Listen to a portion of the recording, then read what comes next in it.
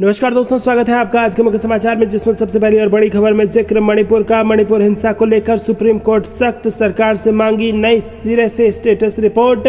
दूसरी खबर में आपको बताएंगे कि चुनावी साल में सिंधिया के गढ़ में हुंकार भरेंगी प्रियंका गांधी।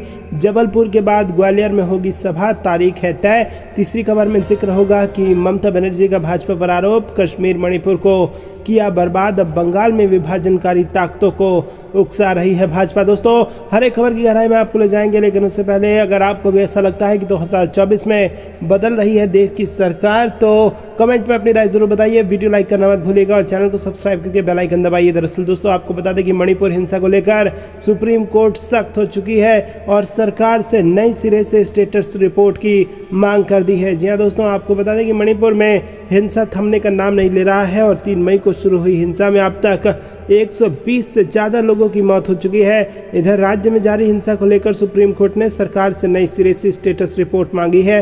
सुप्रीम कोर्ट ने सोमवार को मणिपुर सरकार को जातीय हिंसा प्रभावित राज्य में पुनर्वास सुनिश्चित करने और कानून एवं व्यवस्था की स्थिति में सुधार के लिए उठाए गए कदमों की विस्तृत जानकारी मांगी है। भारत के प्रधान न्यायाधीश DY चंद्रचूड़, न्यायमूर्ति PS नरसिम्हा और न्यायमूर्ति मनोज मिश्रा की पीठ ने इस मुद्दे पर याचिकाओं को 10 जुलाई को सुनवाई के लिए सूचीबद्ध किया है।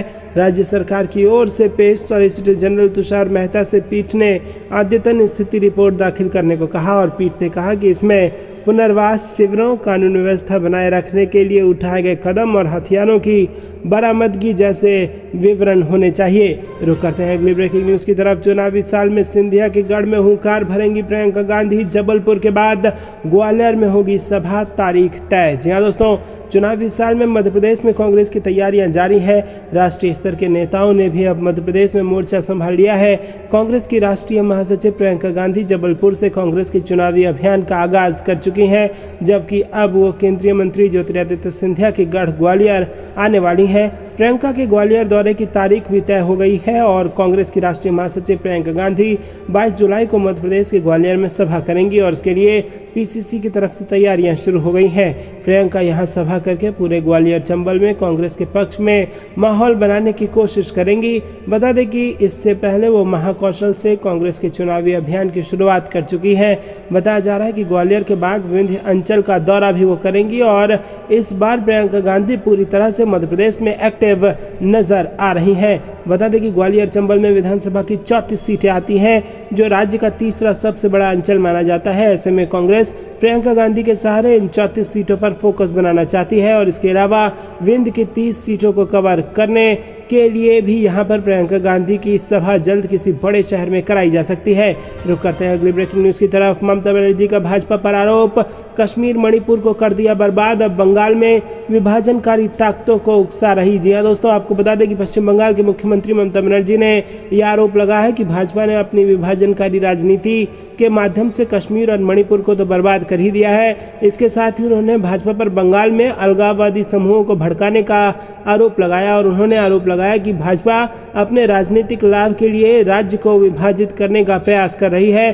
कुछ दिन पहले सिलीगुड़ी के पास एक आपातकालीन हेलीकॉप्टर लैंडिंग के दौरान चोट लगने के बाद बनर्जी ने आगामी पंचायत चुनावों के लिए रैलियों को वर्चुअल माध्यम से संबोधित करने का फैसला किया। ममता बनर्जी ने बीरभूम जिले के दुबराजपुर में एक पंचायत चुनाव रैली को संबोधित करते हुए कहा कि भाजपा ने अपनी विभाजनकारी राजनीति के माध्यम से कश्मीर और मणिपुर को और अब पश्चिम बंगाल के पीछे पड़ी है। तो दोस्तों, आपको क्या कुछ लगता है कमेंट में जरूर बताइए। वीडियो को लाइक करना मत भूलिएगा। रुक करते हैं अगली ब्रेकिंग न्यूज की तरफ। भाजपा नेताओं की बढ़ सकती है मुश्किलें, कर्नाटक सरकार ने बिटकॉइन घोटाले में SIT को दिए जांच के आदेश। जी हाँ दोस्तों, आपको बता दें कि कर्नाटक में मई में सत्ता संभालने के बाद से कांग्रेस सरकार एक बाद एक ताबड़तोड़ फैसले ले रही है। वहीं अब प्रदेश के गृह मंत्री डॉक्टर G परमेश्वर ने बिटकॉइन घोटाले की जांच के लिए SIT का गठन कर जांच का आदेश दिया है। SIT की जांच शुरू होते ही भाजपा नेताओं की मुश्किलें बढ़ने के आसार हैं, क्योंकि कर्नाटक सरकार ने बिटकॉइन घोटाले में भाजपा नेताओं की संलिप्तता के संदेह में SIT जांच के आदेश दे दिए हैं। बता दें कि पिछले सप्ताह बेंगलुरु के पुलिस कमिश्नर B दयानंद ने DG को पत्र लिखकर मामले की विशेषज्ञों से आगे जांच कराने की मांग की थी। वहीं इसके बाद बिटकॉइन घोटाले की जांच के लिए सोमवार को एक विशेष जांच दल का गठन किया गया और गृह मंत्री जी परमेश्वर ने बताया कि अतिरिक्त पुलिस महानिदेशक यानी कि एडीजीपी मनीष कार्बिक के नेतृत्व में HIT जांच करेगी। दोस्तों आपको बता दें कि बेंगलुरु पुलिस कमिश्नर ने कुछ दिन पहले डीजी को पत्र लिखकर एक विशेष एजेंसी से जांच की मांग की थी, क्योंकि मामले में साइबर अपराध की विस्तृत जांच शामिल है। बता दें कि कर्नाटक की पिछली बसवराज बोम्मई के नेतृत्व वाली भाजपा सरकार को इस बिटकॉइन घोटाले ने हिला कर रख दिया था और तत्कालीन विपक्षी कांग्रेस ने मामले में न्यायिक जांच की मांग की थी और इसके साथ ही कांग्रेस ने इस मामले में कई बीजेपी नेताओं के शामिल होने का आरोप लगाया था। दोस्तों रिपोर्ट के अनुसार आरोपियों ने कथित तौर पर राज्य सरकार की ई-पोर्टल वेबसाइट को हैक कर लिया था, जिसके बाद 11.5 करोड़ रुपए की हेराफेरी की गई थी।